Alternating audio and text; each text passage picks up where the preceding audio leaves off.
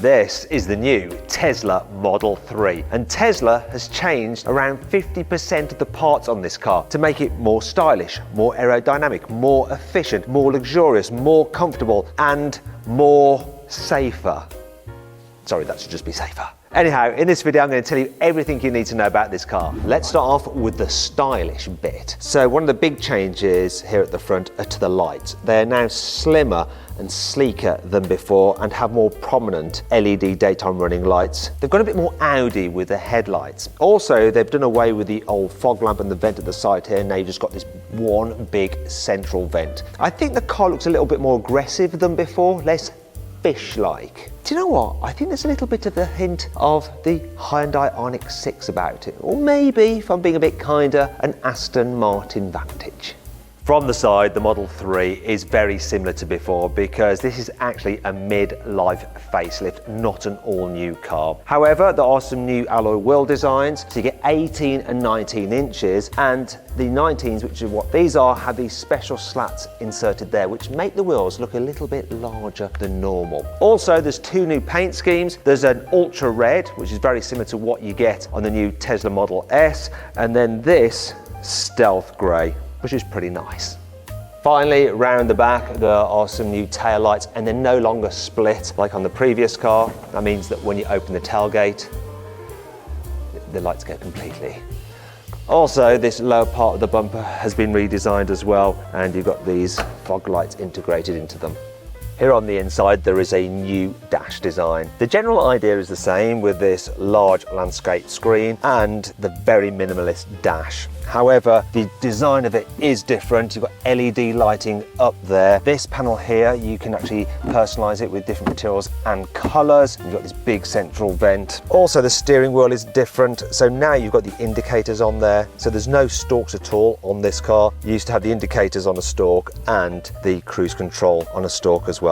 The horn is also now on the center of the steering wheel, which makes it easier to if there's an emergency. Other changes include a redesign of the center console. Got these aluminium bits here to make it feel a bit more expensive. And Tesla claim they have improved the quality of the materials inside this car. It does feel a little bit better than before. But the improvement in quality isn't just for show.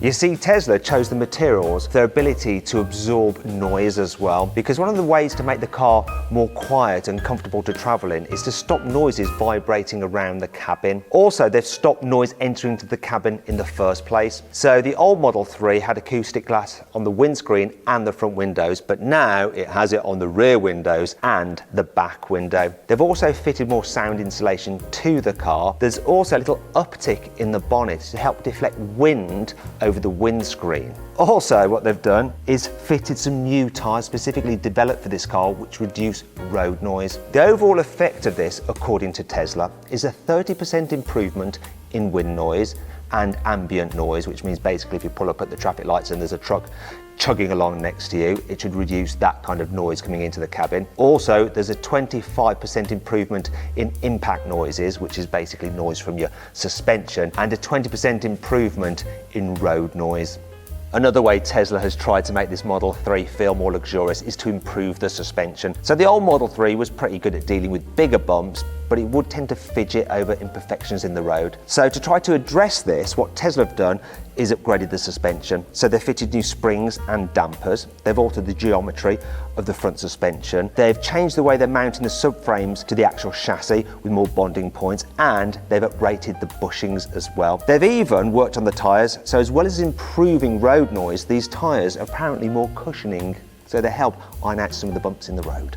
Obviously, Tesla has updated the technology on the Model 3. So you've got a new screen, the dimensions are the same as before, and the processor behind it is the same as before, but the screen itself is now brighter and more responsive. You've also got the new Airway 2.0 system, so that's the ventilation system which has been upgraded. And now, unlike before, you can actually turn off the passenger air system if you want to, or turn it on again. So if you or your passenger can't agree on what fan speed to have, that's not a problem anymore at all. Tesla have also improved the Bluetooth in this car. So before you had one central system with a collection of microphones, now you have two systems, one on each side, so you should have better audio phone calls. They've also improved the Wi-Fi connectivity, so you can do things like download stuff while parked slightly further away from your house and the router. They've improved the connectivity to your phone, so when you're using your phone as your key, the car will recognize your phone while you're further away from the vehicle as well. Another thing they've done is updated the stereo for even more bass and punch, and it now has 17 speakers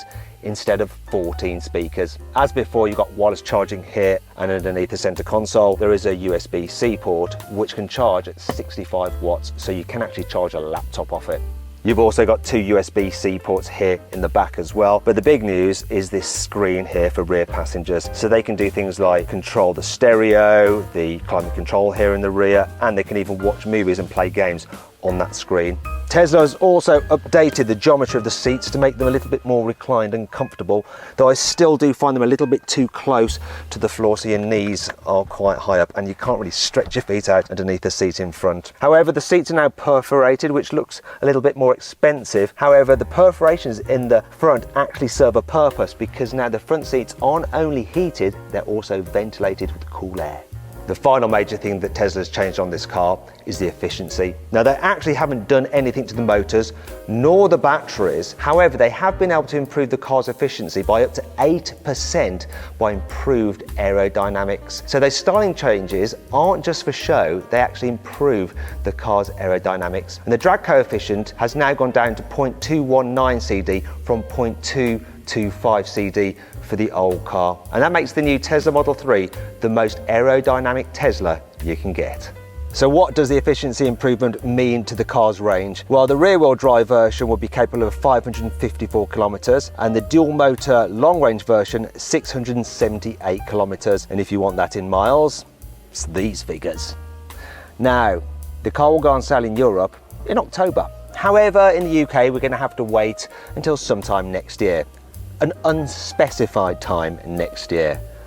We always get shortchanged by Tesla. However, we shouldn't be able to complain about the pricing too much, because the car's not really going to go up in price when it does go on sale. So that means it's going to start from around £42,000. Anyway, I hope you'll enjoy this video. Please subscribe to the channel, give it a thumbs up, and share the video with your family and friends so that they too will be able to benefit from this information.